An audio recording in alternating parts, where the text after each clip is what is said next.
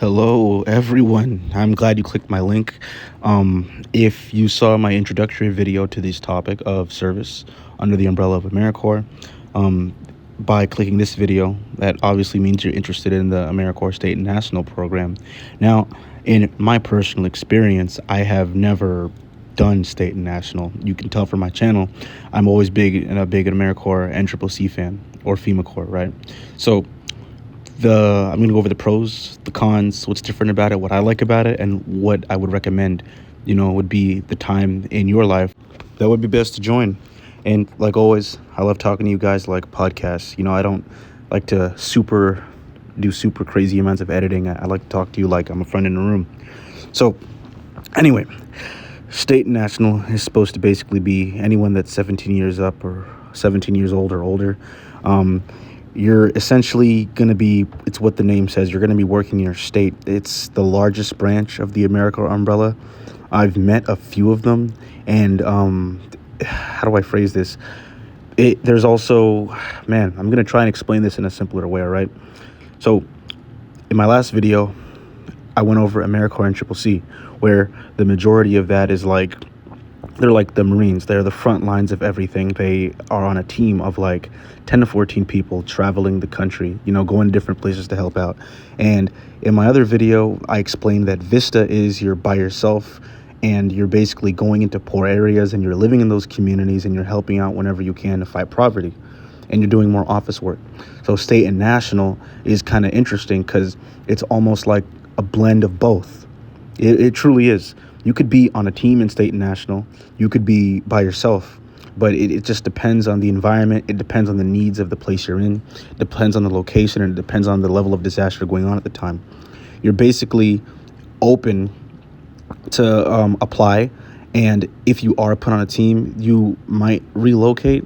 But most people, when they choose to do this program, they don't want to travel that much. So they're obviously going to choose the closest one to their homes. Or if they do want to travel, or let's say they live in an area that's low income or that is in need of help, it's basically kind of like a local hire, essentially. So if my community is Miami, right, and Miami just got hit with a huge hurricane in Florida, right, Americorps State and National might have an organization like a school that calls out for assistance. And it's like, hey, we need help. We need volunteers. We need someone to help move all this stuff or help rebuild or help pick up all this trash or help teach our kids while everyone's busy like working, or to help teachers to make it easier for them, or to distribute food. And those local community organizations in these hit areas that have been damaged by disasters and hazards will reach out to Americorps and receive assistance, and they hire locally. I knew a girl who she worked for an Americorps State and National program, and it was for a school. And basically, they helped the teacher with assisting the students. So they might not have been actively teaching, but if the kids needed help with reading, if they needed help with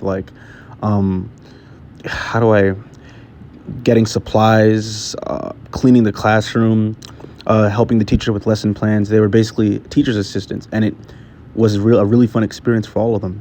They were basically helping out kids with special needs as well.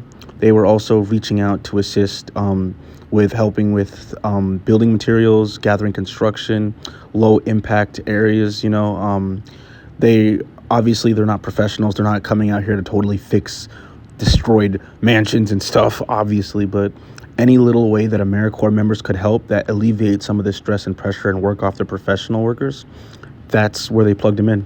And it was a great program for her. So with State and National, it's beautiful because you could be in that situation. They could put you to work. If your community gets destroyed, they could put you to work in that kind of environment. Or if you do want to move a little bit farther from home, they can they will relocate you. And like with all three of these programs, when you're done with your service, you still get a stipend, right? So you'll have that $6,000+ at the end of it, so that you can use that for educational or job training when the program is done, after you complete your contract. What I like about it, and what a lot of people like about it, is that it's usually not as extensive as the other two programs. It doesn't have the extreme isolation and living in the thick of it as a Vista, which a lot of that you do truly have to do by yourself. But it also doesn't have the kind of like team necessarily. It doesn't have necessarily the team dynamics and BS that can come with being in AmeriCorps and Triple C as a program and having to live and eat and sleep with all these different personalities for a year. You can more or less kind of bend and be more flexible to what kind of lifestyle you want depending on the mission at hand. And you get the benefit for being close to home if you do choose to do a program that's close by to you. There's a lot of people that do this one. Like I said earlier in the video, it's the largest of the AmeriCorps programs, and they get the most attention. They have senior corps in this as well, where older individuals come to help out, whether it be for like veterans or like environment beautification or even like teaching or stuff like that. There's a lot of intricate individual programs in here. Pretty much anything that doesn't fit into the other two fit into this program. That's why it's so hard to explain, because it's so extensive. It can literally range from anything.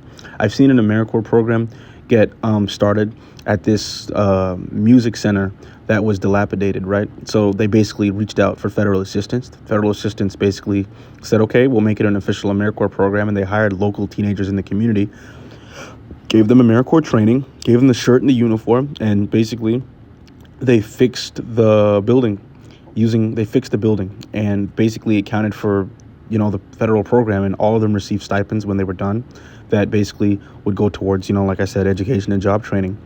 And those were essentially, they're like local hires of their own community that they live in. And I've also seen people who want to give that extra step and move out to those areas just to help out. That does happen too. My recommendation, I'm not dogging on it, but it's like this. For me, if I'm going to go out to volunteer, I'm someone who likes to go all the way. Like, if I wanted to just volunteer locally, I could just volunteer locally. I understand the need for state and national. Obviously, it needs to exist for a reason. But I would recommend this to people that do have a strong attachment to home and that they're not trying to go too far away when they want to help others out. Like, if you still have like a girlfriend or a wife or maybe a kid or a husband, and let's say you're in school or you have a lot of attachments and responsibilities at home, but you still want to give back and have a little bit of the AmeriCorps camaraderie experience, I would highly recommend. Another benefit is that I think you can do this program at any age, at any point in your life, because at the end of the day, you're not living with these people. And some of them might provide shelter, obviously, but I think the vast majority, you're living at home and you're just, going to work essentially, but instead of a job, you're just volunteering all day.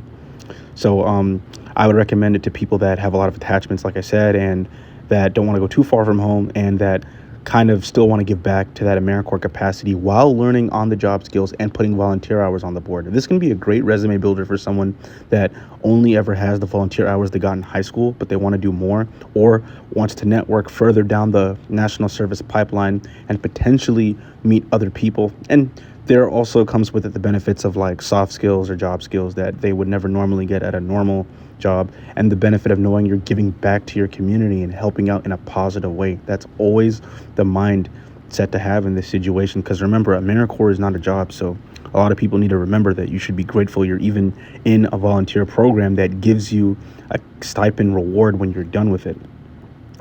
I cannot stress this enough, people. Like, AmeriCorps is not a job, and out of all the different volunteer organizations out there, it's the golden standard of volunteer servitude for the government.